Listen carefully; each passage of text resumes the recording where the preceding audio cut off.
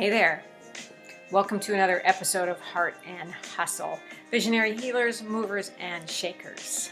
I am your host, Paulette Rees-Denis, here to bring you magic makers from around the globe, people who are creating change, who have small businesses, large businesses, hobbies, but they are creating the life of their dreams. And that, my friends, is what living is all about.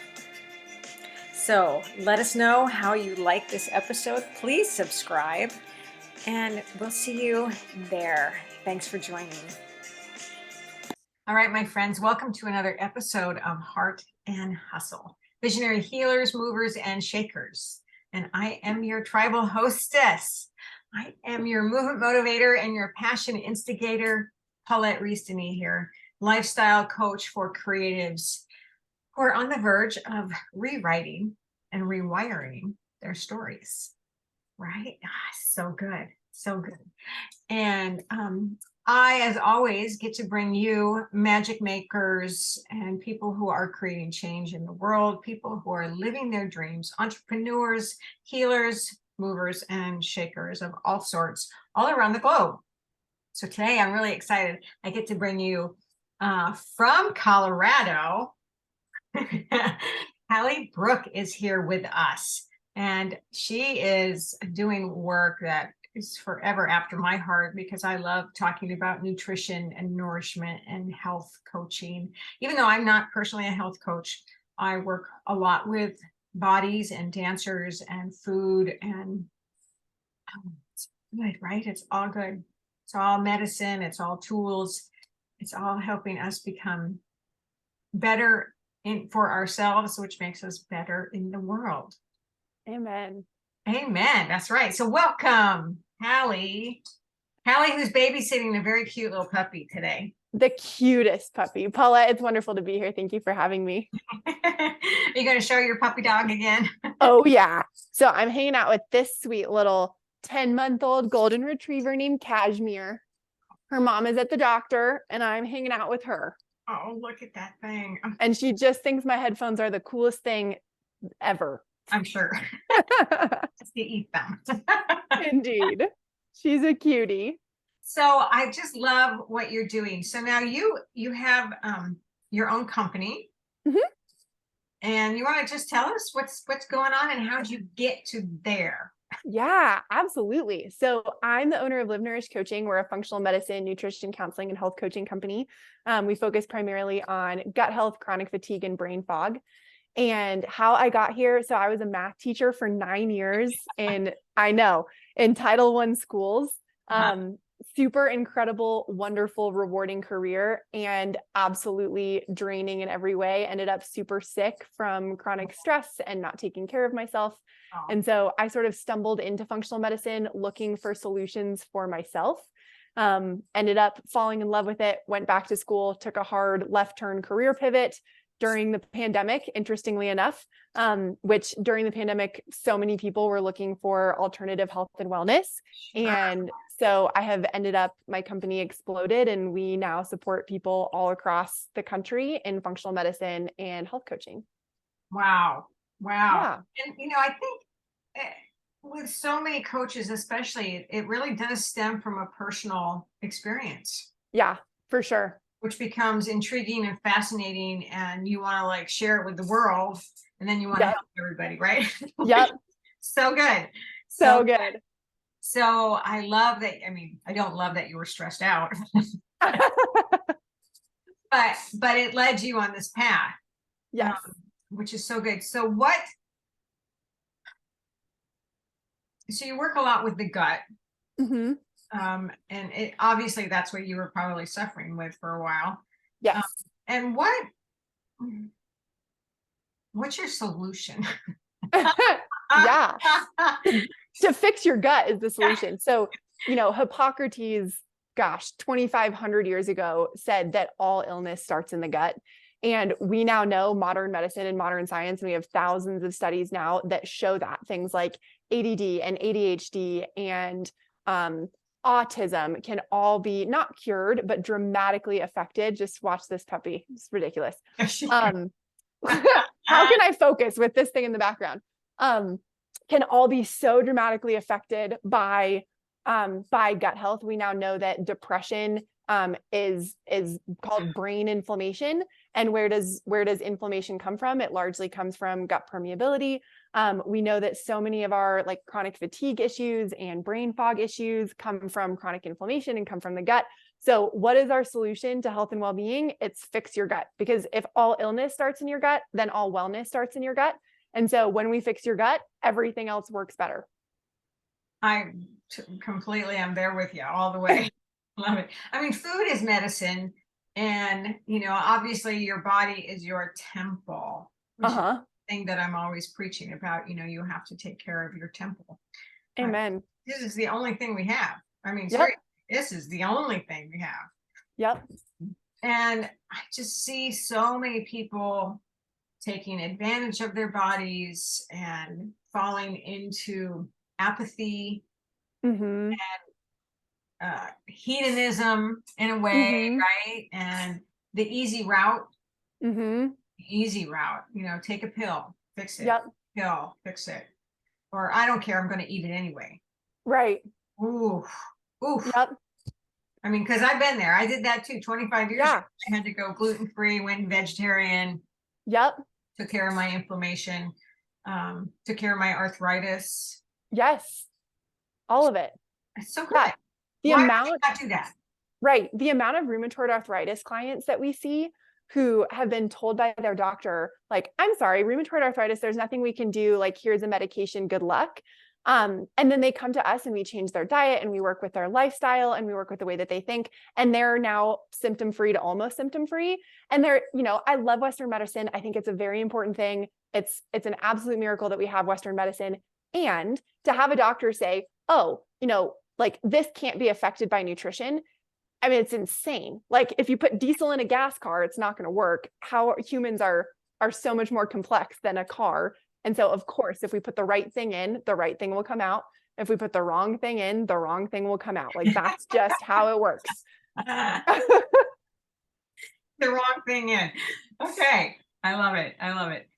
And so tell me about, and how long have you been doing this? Yeah. So I started my business in 2016. So almost 9 years now. And you've built a team? You've built a company? Yep.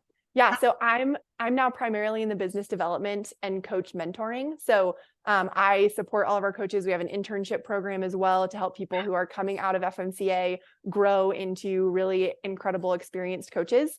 But yeah, I have a whole team who does all the things, and it's such a gift to. That is amazing. So do you primarily work with people online, or are you very local, or?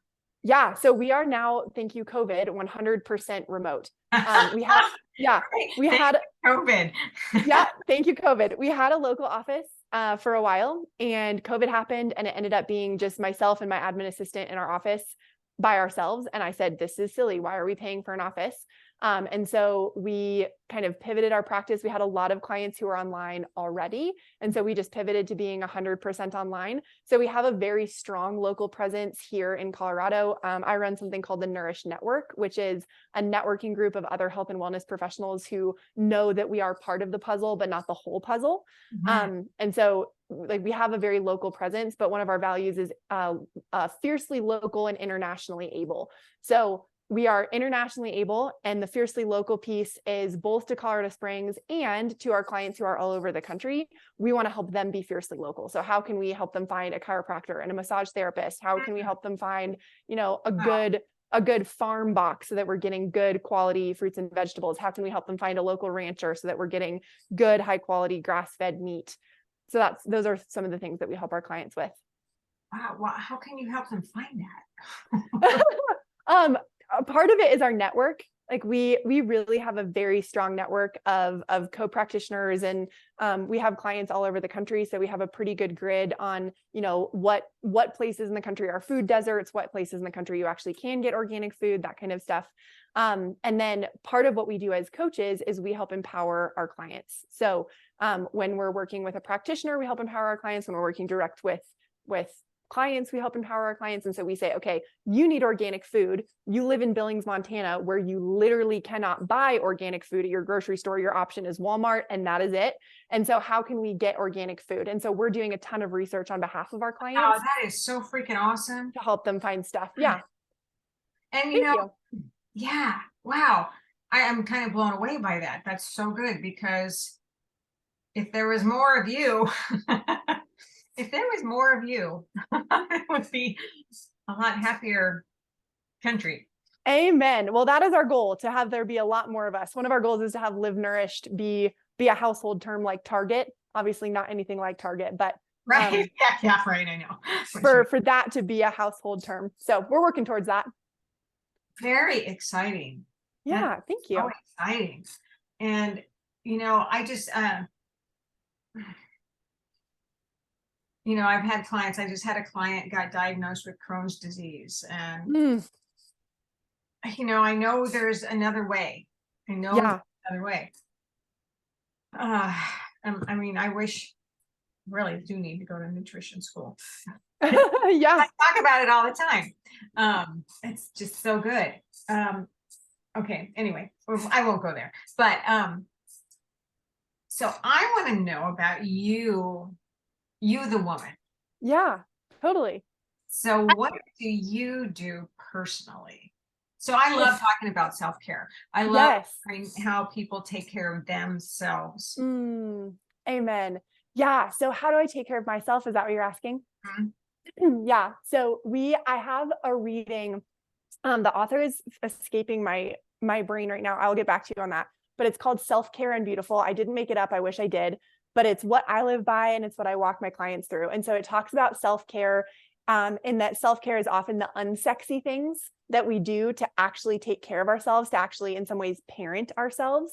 Mm-hmm. Whereas self-care is not necessarily chocolate cake and a bath. We know that chocolate cake and a bath is a great way to enjoy life, but it's not a way to care for ourselves. And so the way we care for ourselves is we make nourishing meals, even if we don't love cooking, and we move our body, even if we don't love working out, and we meditate, and we practice our spiritual practice, and we have a budget, and we get outside and we get sunshine, and we take vacations, and we do these things that like a good parent would make a child do, right? A good parent makes their child eat their broccoli because they hate their child? No, because they love their child. And so what is it? Yeah. So what does it look like to actually love yourself? It's probably not getting Starbucks every day. Like, probably loving yourself actually looks like getting Starbucks twice a month, and the rest of the time drinking a good, organic, adaptogenic coffee, because that's what loving yourself actually is. So that's what I teach. And then that's also what I live by. I'm really good at playing, at adventuring, at doing really fun things. Right. Well, you're really active. You're very athletic, and I'm very athletic. Let's talk about that for a minute. Okay. Yeah. So I'm a mountain biker. I'm a whitewater rafter. Whitewater rafting is one of the ways that I cultivate badassery. So, oh my God, that you'd like that. And that's badassery. I'm writing this down. Excellent. Yeah. Cultivating badassery. So that actually is a self-care thing for me. It's a long story. I was married to a man who was a whitewater rafter, who was a great whitewater rafter, and a pretty abusive human. And so I learned to love whitewater rafting, but I was never able to do any of it by myself.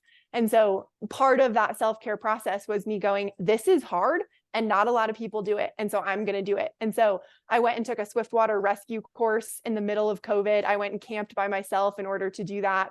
I've gotten on Mountain Buzz, which is like the Craigslist for rafters, and found total strangers who will teach me how to row, which is a risk. Like, that's a risk as a human. It's a risk as a woman. But that to me is self-care, like cultivating, becoming the woman that I want to be. And kind of cultivating badassery. So yeah, mountain biking, whitewater rafting, hiking, backpacking, all the things outside are definitely a way that I do that for myself. I'm writing this down. That's so good. Are you hearing this, people? You guys out there in Heart and Hustle land, this is so juicy and so fantastic. Cultivating badassery. That is what I'm all about. Saying yes. Saying yes. You got it, but you got to say no. So you can say yes. Yep. Exactly. Right? And I'm all about, I mean, I'm not as badass as you. Well, I might be a badass. I sort of doubt that, Paulette. I think you're probably pretty badass. I have gone whitewater rafting. I do a lot of hiking. I don't do mountain biking, but I go biking. I'm a runner, and I work out at the gym. And of course, I have a global dance company. Cool. And so I've been dancing and teaching women around the world a style of dance called tribal belly dance, global caravan tribal belly dance. Okay.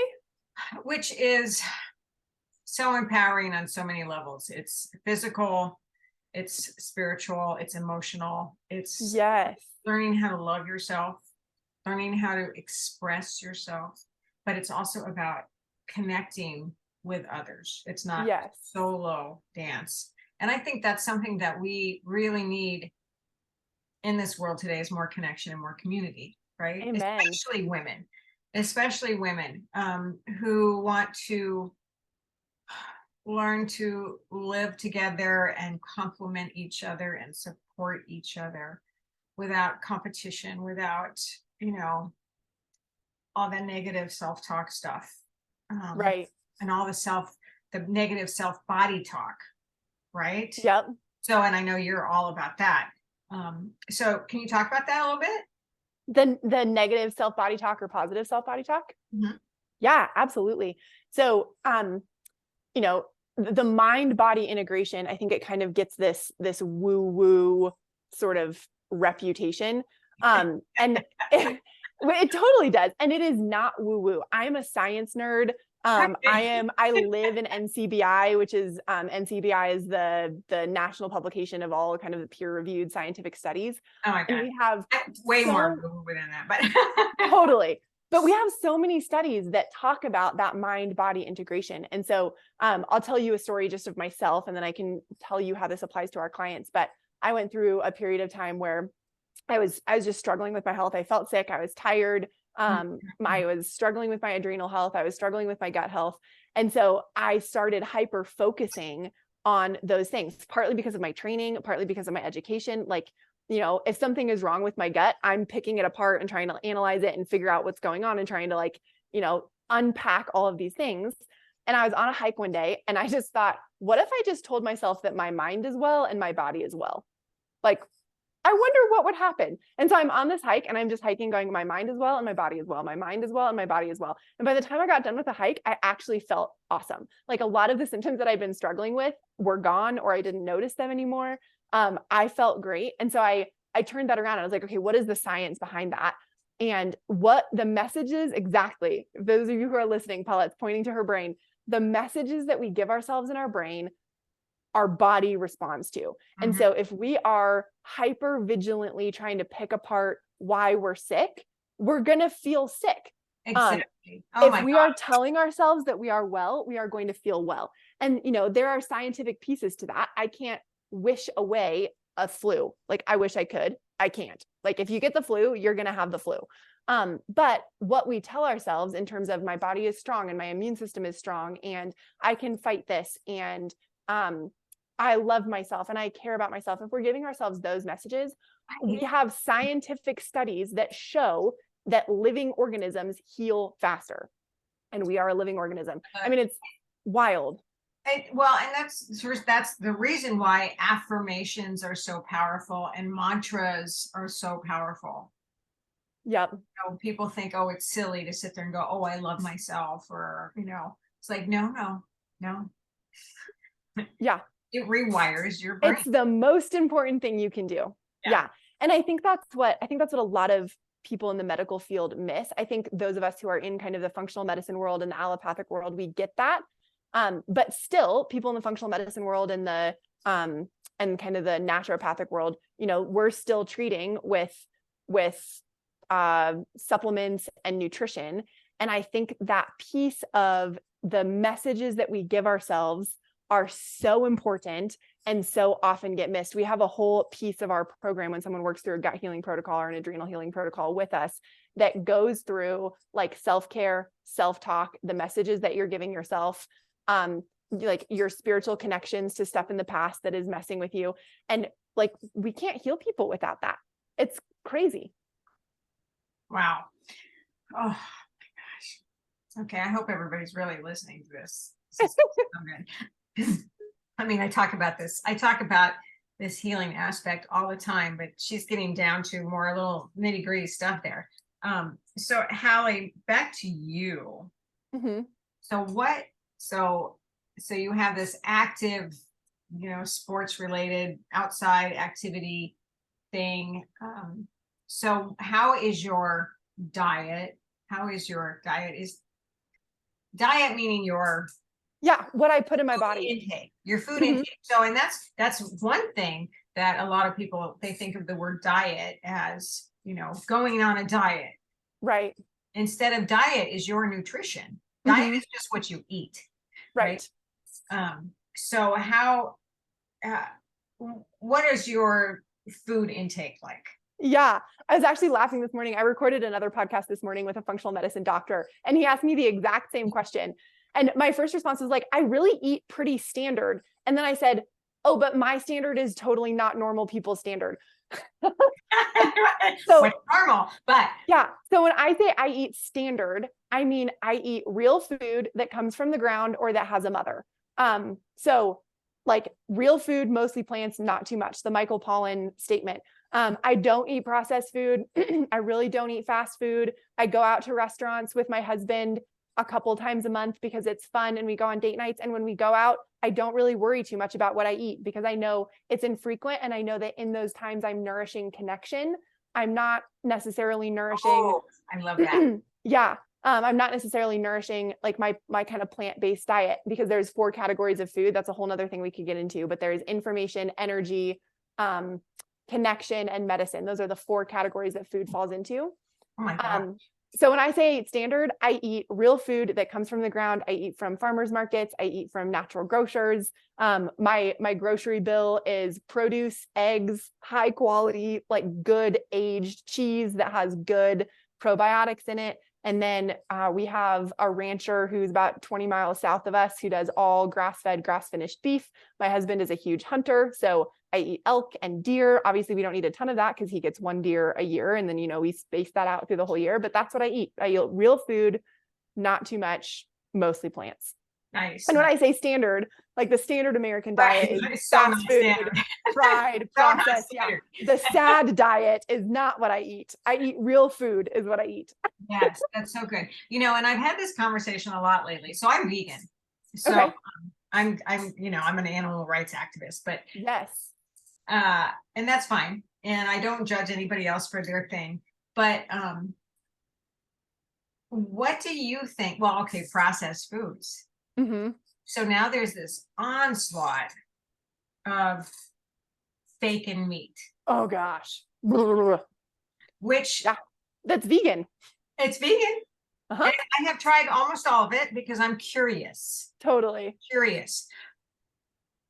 I see it as a positive stepping stone for people to transition to more plant-based foods. Mm-hmm. Yet it's highly processed. Yeah. And so now I'm like really, I mean, like I said, I think I've tried it all. Yeah. I'm steering away from all that. In fact, I cook for people too. Okay, cool. Yeah. And I used to have a vegetarian restaurant, and Oh wow. my philosophy is healthy, organic, plant-based, not processed, seasonal if possible. I mean, Yeah. we're lucky that we can have foods from all seasons, pretty much all. Absolutely. And so anyway, I'm not even sure what I'm trying to say, except this processed food thing is just it's getting whacked out. It's super whacked out. And one of the problems with a lot of kind of like the alternative meat is that it's all genetically modified. So a lot of that, not all of it, there's some that is, made with black beans, like black bean burgers, great option. That's a real food. Absolutely. Yeah. Like black bean and quinoa burgers, go for it. Those are both real foods. And that burger probably has 4 ingredients in it, like solid. But like we shouldn't name brand names. The brand names that you know of, They're produced with genetically modified soy and corn, which our bodies don't recognize as food. We have scientific studies that show that it causes massive inflammation in our bodies, that genetically modified soy specifically is linked to estrogen-based cancers, which is actually a fascinating misconception about soy. Soy that is not genetically modified and that is water washed is incredibly beneficial for women and for hormone balance, especially post-menopausal women. Organic, non-GMO water washed soy is one of the best things that you can eat. Genetically modified soy is literally molecularly a completely different food. And so when you go read the studies about soy, we went through this whole thing 10 years ago where soy was like the best thing ever. And then soy became the worst thing ever because it has all of these phytoestrogens. And when you go and you actually read the studies that are linked to breast cancer and ovarian cancer and all of these nasty things are 100% genetically modified. And we have other studies on the flip side that show that non-GMO, real soy, organic soy is actually linked to lower levels of hormonal cancer. And so that's one of the things, especially when we're talking about processed meats, like it's so processed and it's genetically modified that it's not the same food. If you're eating, good, high quality tempeh, like fermented soy, that's a fantastic food. If you're eating an Impossible Burger, I would literally, no kidding, like rather have you eat your Croc, like that rubbery shoe. You'd probably be better off. So that's one of those crazy things about food that, it's not just, oh, well, vegan meat is bad or vegan meat is good. It's like, well, what is it made out of and where does it come from and what is it processed with and all of these other pieces. So now someone just sent me a thing where they're making meat in a lab. Oh gosh, please don't ever eat that. Oh my God. Oh, please, people. Oh, it's horrifying to me. It's horrifying. It just makes me right. Oh, good. There is nothing okay about that. There's nothing okay about that. Absolutely nothing okay about that. So good. Okay. And just like a total side note, if you actually look at because the whole lab-based meat thing is being, portrayed as this fantastic thing for the environment because we're removing the methane of cows. The amount of energy that it takes to keep the lights on in those labs, to keep the coolers on in those labs is 14 times what a field of cows produce. 14 times. Like, it's not actually an environmental solution. It is way worse. We could go down a whole rabbit trail of that. Just don't eat lab-based meat. If you're going to eat meat, eat actual meat. Yeah. Disgusting. Okay. Yeah. All right. So I know we're running out of time, but I love that. What did you say about the 4 types? Oh, yes. This is my favorite thing to talk about. Okay. So food falls into 4 categories. Energy, which is calories in, calories out. That's when people hear the word diet, what 95% of people think about, right? If I can get calorie deficient, I'm going to lose weight. That's what every diet on the planet talks about. So energy, but there's also a flip side to energy. Your body needs energy in order to function. You have to put calories in or you die. The second one is information. So the type of food that you're putting in your body gives your body a different chemical response. My favorite example is broccoli or diet soda. You can have 100 grams of broccoli or you can have 100 grams of diet soda. Your calories are probably going to be equal. So energy is equal, but that chemical information that's giving your body is vastly different. One is giving your body, sulforaphane and cancer fighters and phytonutrients and all these amazing things. The other one is literally telling your body that there's a foreign invader and your immune system is going to go and attack it. So same amount of energy, very different information. So energy, information. The third category is medicine. I like to say food is the fastest way to heal yourself or the slowest way to kill yourself. And what we eat is medicine. Every single pharmaceutical we have on the planet right now started as food. So let's just go back to food. So when we're trying to heal something in our body, when we're trying to balance our hormones, when we're trying to heal our gut, when we're trying to function optimally, food or the fuel that you put in your body is going to be your best medicine. And then the fourth category that I think gets overlooked and ignored so often is connection. Food is connection. It's connection to each other. It's connection to our culture. It's connection to celebration. It's connection to history. It's connection to traditions. And so often, like Thanksgiving and Christmas are great examples. People freak out. They're like, oh, well, I can't eat what's available to me at Thanksgiving because it doesn't fit with my diet. I'm like, you are missing the point. Or like, I can't go out to eat because it doesn't fit with my diet. And so we say, okay, how can we choose intentionally to nourish connection? Because nourishing connection is equally as important as nourishing any of these other things that we nourish. I love you so much. I'm so excited about this conversation. Good. Sorry, I'm just rescuing my shoes. We're good. Keep going. Not gonna eat the shoes. He wants connection. Yep, he sure does. I love it. No, and that's like, I mean, that's the thing that I think I preach the most is how hungry we are for that connection. Yes. And yes, food is just like such a beautiful way to have connection with someone else. Yeah. And I mean, you know, the things like Thanksgiving and what has that turned into except for this mega, you know, biggie size feast, which is really sad. Yes. Instead of just this beautiful coming together and sharing food together. Yeah. Yeah. And understanding that, you know, if your kid just graduated high school or it's their birthday, you can have a piece of cake. Like, please have a piece of cake, because having that piece of cake is connecting and celebrating with them. If you're in charge of the cake, let's get like a really great nutrient-based cake. There are amazing cakes that aren't full of sugar and preservatives. You can make a choice, but still have a piece of cake. And if it is a preservative-filled piece of cake, have a couple bites, because you're enjoying that birthday celebration with someone that you love and care about. And that, you know, what that comes down to also is just being present. Yes. Just being in the moment. Amen. Which so many of us we're in such a freaking hurry. Yeah. To move on to the next thing or whatever, or have a thing. Instead of stop.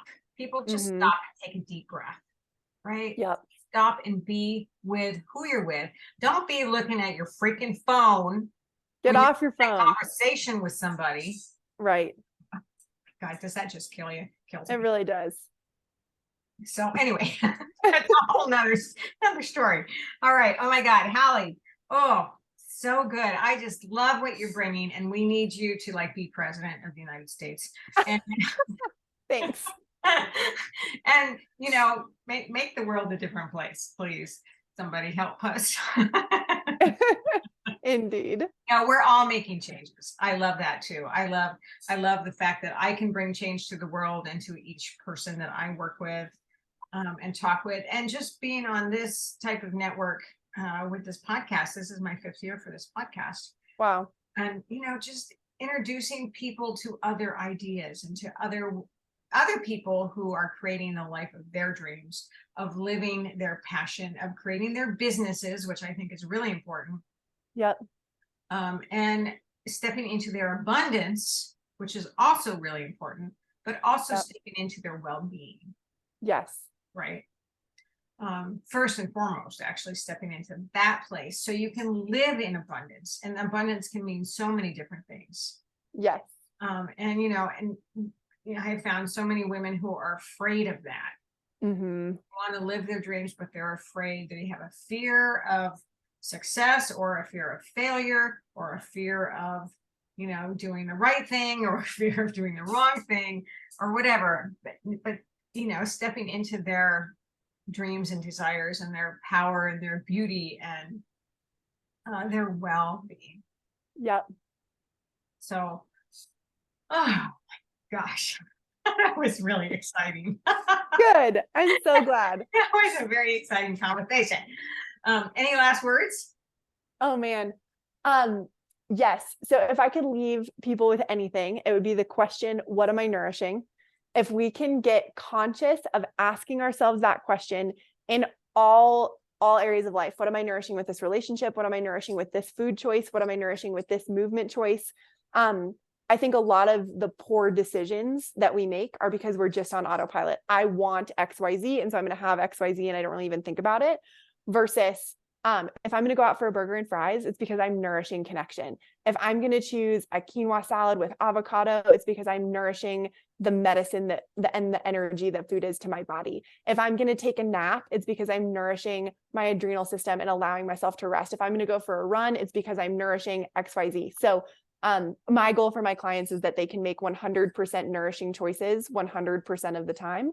And that obviously does not mean choosing a salad and a run every single time. Sometimes that means choosing a nap and a burger. So yeah. And a puppy, apparently a puppy. And the cutest puppy on the planet. Yeah. So final words is start getting conscious, start practicing asking yourself the question, what am I nourishing? And life changes. That one question, and we can turn things inside out. Oh, yes. That's so sweet.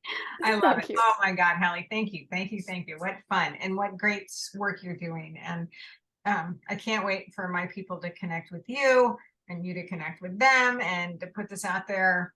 And everybody in Heart and Hustle Land, take a deep breath and just listen to your body and nourish your body. What are you nourishing?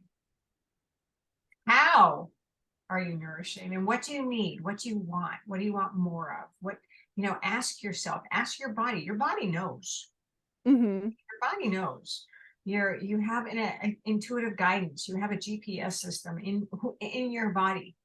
If you just slow down and be quiet, listen and talk to your God, to your source, to your inner being, your higher self, your guides, wherever you go with that. Yep. Right. But you got to ask for what you need. Yep. Absolutely. And how can you live a better life? How can you step moving forward with better intention and more well-being? And that's what we're all about. Wonderful. So good. All right, my friends. Until we meet again, many blessings. I love that you're here. And please reach out to Hally or me. If you have questions or comments, I'd love to hear your takeaways from these conversations. Make sure you subscribe and share us with all your friends as well. So we will see you next time.